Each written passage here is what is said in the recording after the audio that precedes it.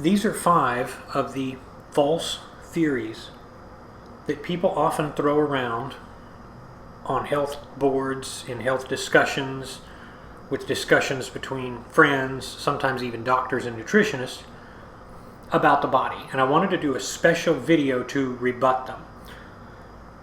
I've created a few affectionate terms, and these theories, quote theories, are just my affectionate way of describing fallacies that we use to discuss weight. So for instance, the first one is unique snowflake theory. This is a description for someone who thinks that their body, for whatever reason, is completely different from everyone else. I do get this sometimes. People say, intermittent fasting isn't for me. My body's different. Or they say, I don't respond well to going long periods of time without food. As if they somehow evolved outside of the human continuum. As if they somehow aren't based on our own lineage. The truth of the matter is that everyone can deal with hunger because we had to evolve that way.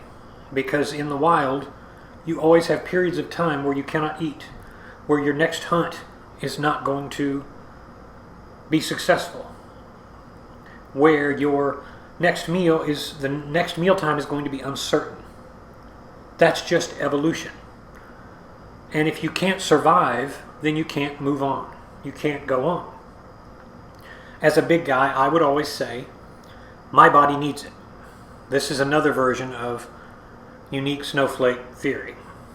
My body needs to eat lots of Cheez-Its and Doritos because otherwise I'm going to be unhappy. So dieting, losing weight, is for everybody else except me. But unique snowflake theory can apply to any type of false disposition. Now let's look at some of the others and see how they relate. The second one is delicate body theory. I love it when people come to one of my threads and they say something like, if you eat once a day, you're going to mess up your metabolism. Or they say something like, you're going to teach your body to store fat. These are false conceptions that have been extremely popularized by, well, most nutritional discussions, and actually. But of course, this comes from the false belief that your body is not tough. Your body is very tough, friends. Again, it had to survive through grueling conditions, and if you are alive to hear this message, you are the winner of a race in time and space. You're the survivor. You're not delicate. You are tough. You can make it. People forget that, and they say, well, if I starve, I'm going to mess up my body. If I go hungry, I'm going to destroy my metabolism, and other silly things. I love it. I mean, love it when people email me, and it finally occurs to them. Either they email me or they put in one of the video comments, they say, I realize, they don't say it in so many words, but they beat around the bush, they say the same thing. They say, I realize I'm not going to die if I go hungry. And some people have been so badly out of whack in terms of their pursuits of food that it's a big lesson for them. They can't imagine going without food.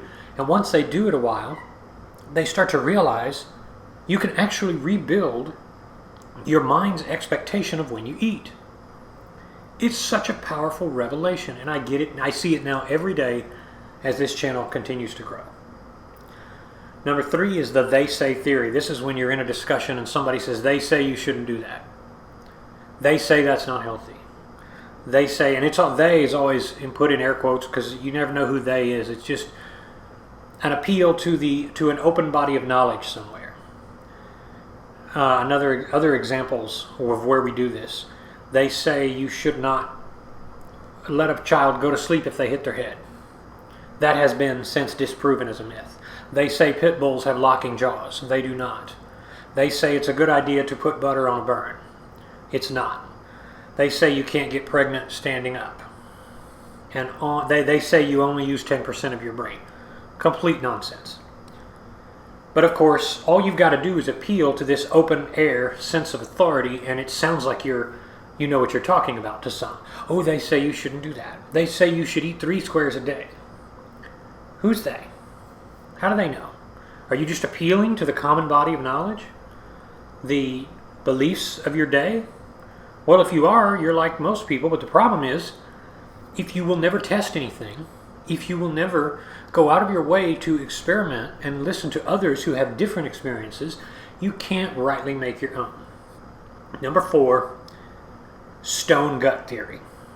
This is the false belief that the weight you're carrying is like stone. You just can't get rid of it. It's just on your body, on your thighs, on your butt, on your waist, and you just can't get rid of it. And people say things like, no matter what I do, I can't get it off. I can't lose enough weight. It just won't come off. Well, it seems like that because you've learned to think like most people have today for instant gratification.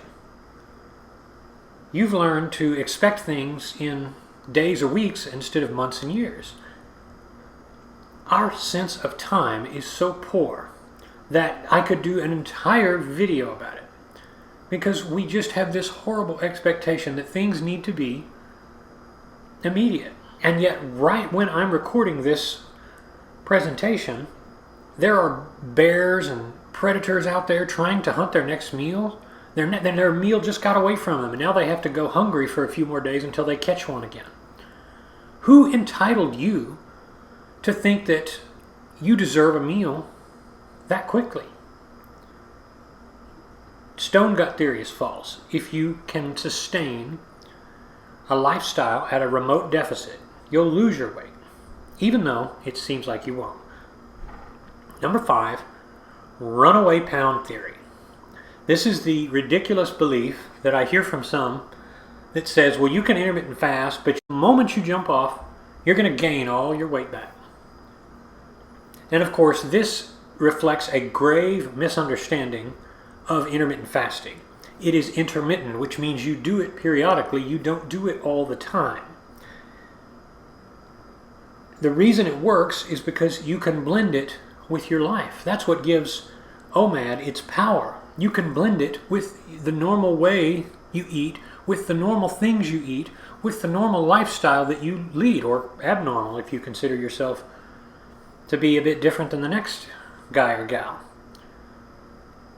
Runaway pound theory is false, and you always hear this. You hear that if you lose weight, then you're going to gain it all back and more. The reason people gain back their weight is because they go back into sleep mode. It's like your monitor or your laptop. You click sleep when you're done for the night, and your computer goes into sleep when it comes back on in the morning or a day later or something. It's as if no time has passed. So that leads people to the belief that they just suddenly gain back their weight. The fact of the matter is, if you can stay at a weight for about 4 months, I have said this before, I will say it yet again, your body will get used to your new weight and it will keep you around that weight. If, on the other hand, you decide to lose weight very quickly and go back to your old habits, then yes, I promise you, you will gain back all your weight and more. But runaway pound theory is false because it implies that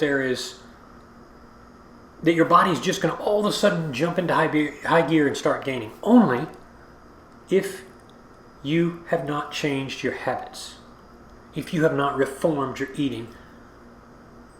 OMAD is all about recreating the famine to go with the feast, because just like with the positive and the negative and the day and the night, and 1,000 other things that are interdependent on each other, black and white, all of these things complement each other. They don't contradict each other.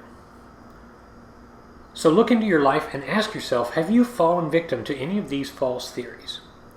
If so, take the initiative to realize them, recognize them when you come across them, and don't fall victim to them.